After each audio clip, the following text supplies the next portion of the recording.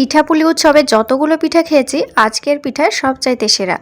যেমন রসে ভরপুর আর তৈরি করাটাও ভীষণ সহজ।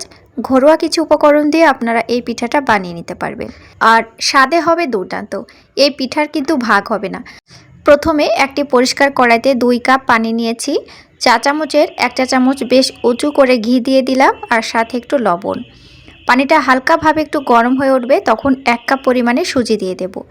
কাঁচা সুজিটা অবশ্যই এখানে ব্যবহার করবেন। তো এখানে আমি 1 কাপ সুজির সাথে 2 কাপ পানি ব্যবহার করেছি। পানির ভাগ কখনোই আপনারা বেশি দিতে যাবেন না, সুজিটা নরম পাকের হয়ে গেলে পিঠা ভালো হবে না। আর আপনারা এখানে ঘিটাই ব্যবহার করবেন, ঘিয়ের বদলে তেলও ব্যবহার করতে পারেন, তবে ঘিটা ব্যবহার করলে পিঠার টেস্ট ভালো আসে। দেখুন বন্ধুরা, ঘিটা ব্যবহার করার ফলে কত সুন্দরভাবে ডোটা রেডি হয়ে গেল আর কড়াই থেকে কত সুন্দরভাবে উঠে আসছে।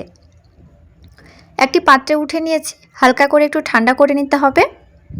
দেখুন, সুজির ডো খুব নরম হবে না, আমরা চালের গুঁড়ি ডো যেভাবে আর কি খামির করে থাকি ঠিক তেমনটাই হবে। দেখুন একটু শক্ত শক্ত ভাব আছে, তবে খেয়াল রাখবেন এই ডোয়ের ভেতরে যেন কোনো শক্ত গুঠি না থাকে। এবার ছোট ছোট করে আমরা চুষি পিঠার শেপগুলো দিয়ে দেব। এই শেপগুলো আমরা সবাই দিতে পারি। দেখুন হাতের তালুতে ঠিক একটু করে লেচি কেটে এইভাবে চাপ দিলেই সুন্দরভাবে শেপটা চলে আসে। চাইলে আপনারা এখানে বেলন চাকির ব্যবহারও নিতে পারেন, তাতে কোনো অসুবিধা নেই। তো আমার চ্যানেলে যারা এখনও নতুন বন্ধু আছেন তাদের কাছে একটি রিকোয়েস্ট, অবশ্যই আমার ভিডিওগুলো ভালো লাগলে চ্যানেলটি সাবস্ক্রাইব করে দিবেন আর সাথে অবশ্যই আমাকে কমেন্ট করবেন। পিঠা ভাজার জন্য তেলটা প্রথমে ভালো করে আগে গরম করে নেবেন। কড়াইটা যদি ভালোভাবে গরম করা হয় তাহলে পিঠাগুলো তাড়াতাড়ি ভাজাও হয়। আর যেহেতু এই পিঠাগুলো সুজি দিয়ে বানানো হয়েছে তো ভেঙে যাওয়ার চান্স খুবই বেশি থাকে। তো আপনারা পিঠাগুলো তেলে ছাড়ার সাথে সাথে কখনোই নাড়াচাড়া করবেন না, হালকা করে ঠিক এইভাবে একটু দুলিয়ে দেবেন। দেখুন বন্ধুরা, আমাদের পিঠা ভাজা হয়ে গেছে আর অল্প অল্প করে পিঠাগুলো ভাজতে হবে। এবার তেলটা ঝরিয়ে উঠে নিচ্ছি। এখানে আমি একটু কম তেলের ওপরে পিঠাগুলো ভাজছি, কেননা এই পিঠাগুলো অনেকটা তেল টেনে নেয়। কিন্তু এইভাবে যখন আমরা ছাঁকনির ওপরে রেখে দেব তখন বাড়তি তেল এমনি অটোমেটিক চলে যাবে।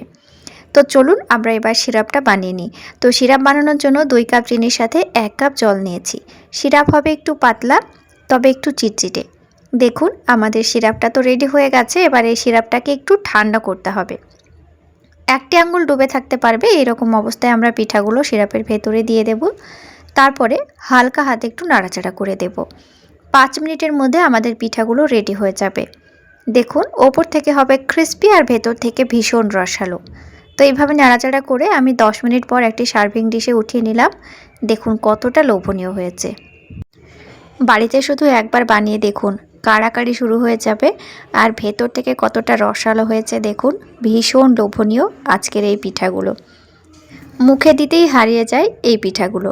তো কেমন লেগেছে অবশ্যই আমাকে কমেন্ট করে জানাবেন আর ভিডিও ভালো লাগলে চ্যানেলটি সাবস্ক্রাইব করে দিয়ে পাশের বেল আইকনটি অবশ্যই প্রেস করে রাখবেন, যাতে নতুন নতুন রেসিপি ছাড়ার সাথে সাথে আপনাদের কাছে সহজে নোটিফিকেশান চলে যায়।